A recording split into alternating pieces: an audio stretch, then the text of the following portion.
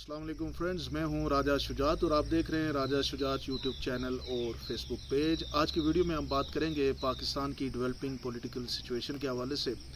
और जैसा कि आपको पता है कि पाकिस्तान की इस वक्त की जो सूरत हाल है वो इमरान खान साहब को जब हुकूमत से अलग किया गया और जिस तरीके से अलग किया गया उसका अब आपको एक बच्चे को पता है कि पाकिस्तान के अंदर एक भरपूर एक खेल रचाया गया और फिर उनके लिए उस वक्त वो तमाम तरीक़ाकार इस्तेमाल किए जाए गए जो जिनके कोई अखलाकी जवाज़ नहीं है, कोई कानूनी जवाज़ नहीं है। हुकूमत उस वक्त हटाई गई जब खान साहब की कोई पाकिस्तान के अंदर कोई बड़ा मसला नहीं था, पाकिस्तान अच्छे तरीके से आगे बढ़ रहा था, मुस्तकबिल की प्लानिंग हो रही थी, पाकिस्तान की 6% की ग्रोथ थी, एवरीथिंग वाज इन स्टेबल। उस गवर्नमेंट को हटा के फिर उसी गवर्नमेंट से कुछ लोगों को मतलब मुनारिफ किया गया। फिर वो जाके जनाब आपके सामने ये है कि जो अभी हमारी कौमी असम्बली की सूरत हाल है तो वो जनाब वहाँ पे बैठे हैं। उसके बाद पाकिस्तान की एक बहुत बड़ी तादाद जो है अवाम की बाहर निकली, पूरी दुनिया में निकली, उन्होंने जाके बताया कि हमें ये तरीक़ाकार पसंद नहीं है।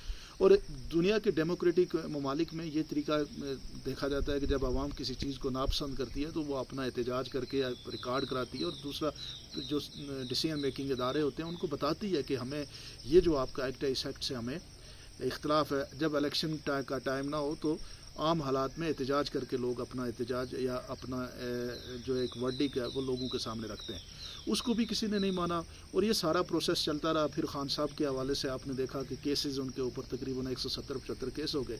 तो ये सारी चीज़ें इसलिए की जा रही हैं कि इमरान खान साहब को शायद पाकिस्तान के अंदर जो डिसीजन मेकिंग करने वाले इदारे हैं वो ये समझते हैं कि हमने इमरान खान साहब को दोबारा हुकूमत में नहीं आने देना। और उनको ना आने के लिए मुश्किलात ये हो रही हैं। पहले तो ये होता था कि जब कोई किसी को इस तरह से हटा दिया जाता था तो अवाम भी जो है वो हटाने वाला, जब वो कोई हुक्मरान हटता था तो वो कोई इतनी उसके लिए निकलती नहीं थी, अवाम को कोई इतनी बड़ी परेशानी नहीं होती थी अगर हट गया तो कोई नया आ जाएगा, क्योंकि अवाम ये समझती थी कि जो हटा है वो शायद ज़्यादा लूट रहा था और जो नया आएगा तो वो कम लूटेगा। तो अवाम जो है हमेशा इस सारे प्रोसेस को सपोर्ट करती थी। लेकिन इस दफ़ा अवाम जो है वो आउट जिसे कहते हैं वो अनदर साइड पे आके खड़ी हो गई, क्योंकि इस वक्त जो लीडर है वो इमरान खान, जिस पर पाकिस्तान की गालिब अक्सरियत एक दयानतदार लीडर समझती है, पाकिस्तान से मोहब्बत करने वाला समझती है। लेकिन इस वक्त पाकिस्तान की जो अशरफिया है उनके लिए वो ख़तरा बन चुके हैं। और अशरफिया में आपके सामने ये पॉलिटिकल पार्टीज़ जो अभी बैठी हुई हैं और जो दुबई में बैठ के अभी फ्यूचर प्लानिंग कर रही हैं कि हमने पाकिस्तान की अगली 5 साल की हुकूमत किस तरह करनी है। अब मुझे ये बात समझ नहीं आ रही कि 5 साल की हुकूमत जो अभी 1-1.5 साल से ये कर रहे हैं, इन्हीं नहीं करनी है तो फिर इलेक्शन आपने क्या कराना है। इलेक्शन में जब आप इमरान खान साहब को इलेक्शन प्रोसेस का हिस्सा ही नहीं बनने देंगे तो उस इलेक्शन की क्रेडिबिलिटी क्या होगी। मतलब जेन्युइन अपोजिशन पाकिस्तान में इस वक्त इमरान खान है, बाकी तो ये सारी बंदर बांट है, सारी जमातें इकट्ठी हैं। और 1-1.5 साल में इन्होंने अपने आप को अगर मनवाया नहीं है तो ये फ्यूचर में 5 साल के बाद इन्होंने कैसे मनवाना है। और पाकिस्तान की जो अभी इस वक्त जो सूरत हाल है, पाकिस्तान के अंदर एक आप डिप्रेस सूरत हाल बनी हुई है, कोई शख्स जो है वो बात करने के लिए तैयार नहीं है। मुख्तलिफ आप यूँ समझ लें कि लोगों के ऊपर एक अननोन प्रेशर्स मौजूद हैं और वो ये समझते हैं कि शायद हम बात करेंगे तो हमारे लिए मुश्किलात हो जाएंगी। तो ये एक सिनेरियो बन चुका है, यानी एक उम्मीद से निकल के हम एक डिप्रेस सिचुएशन पे जा चुके हैं। और वो इसीलिए है कि इमरान खान की जो इतनी बड़ी मकबूलियत है उसको कबूलियत नहीं मिल रही, और अगर कबूलियत मिल जाए तो इमरान खान को कोई पावर में आने से रोक नहीं सकता। अब ये सारी जो जंग है, इस जंग को फिर अंडरस्टैंड करना पड़ेगा कि क्या फिर हमारे मुल्क को डेमोक्रेसी की भी ज़रूरत है या नहीं।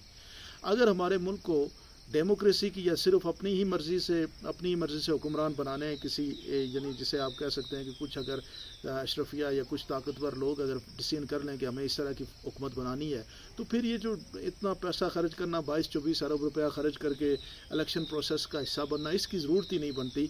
आप पिक एंड चूज़ करके हुकूमत बनाएं और उसी हुकूमत को आगे चलाएं और अपनी मर्ज़ी से एक फ़ैसला करें। जिस तरह से अभी 4-5 महीने से आई थिंक ये जो पंजाब गवर्नमेंट है, एज़ पर कानून तो ये है कि 90 डेज़ के बाद इलेक्शन होना चाहिए था, नहीं हो रहा, तो वो चल रहा है, निज़ाम हुकूमत तो चल रहा है, पंजाब में भी चल रहा है, KPK में चल रहा है। इसी तरह पाकिस्तान में पिक एंड चूज़ करके एक सिस्टम बना के आगे लेके चलें।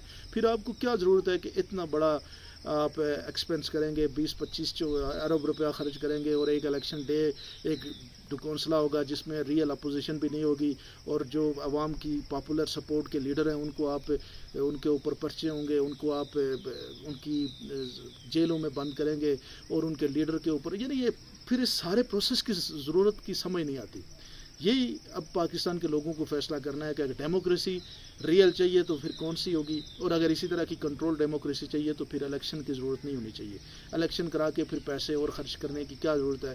آپ کو اتنا بڑا ایکسپینس کرنے کی یا اتنی بڑی جو آپ اس میں جانے کی ضرورت نہیں ہونی چاہیے۔ آپ کیا سمجھتے ہیں؟ ضرورت مجھے کمنٹ سیکشن میں بتائیے گا۔